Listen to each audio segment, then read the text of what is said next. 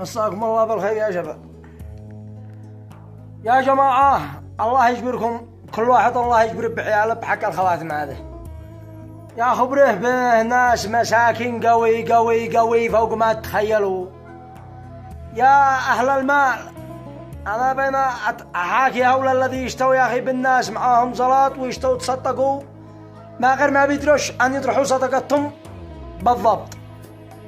يا جماعة نزلنا اليوم الأول فيديو الواحد اسمه عمر، هذاك الذي ابنه مريض وفهذاك الورم والكذا. المشاهدات حقه آلاف والتعليقات كمية والكذا والآدمي.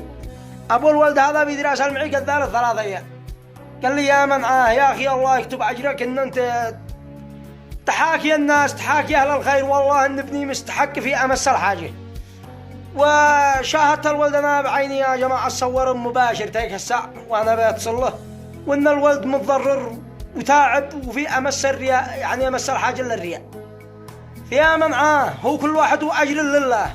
أنا لا بين أقول لكم من هو الحال المستحق ولا هذا أنا أطرح لكم رقمه ابصروا الولد. أنا أنزل لكم اسفل الفيديو. الولد تعب، الولد بيعاني وأبوه يرحم الله. يا منعاه يا جماعة تفاعلوا معه، يا خبره اجبروا بخاطر الدولة الصدقة خواتم، والله إن الرياء إن لك فيه مضاعف الأجر. تصدقوا هذا الأيام أهل الأموال المغتربين أي خارج أي في الداخل، تفاعلوا مع هذا الولد يموت. أمانة الولد يموت من بين أيديهم ما معهم قوت يومهم، وكتب الله أجركم. اتفاعلوا معها أنا أفدى لكم. أنا هذا أنزل لكم اسمه ورقمه وهذا أنزل لكم رقمي تشتوا ترسلوا الله رقمي أرسلته، وأنا قليت الله إني أنا أولي الله يده. وأحييك بالاسم الذي تتصدق معه حتى الشياخي قد وحسبنا الله ونعم الوكيل، ولا أرسل لكم رقم الآدمي هذا وأنتم تفاعلوا معه. وتحياتي لكم.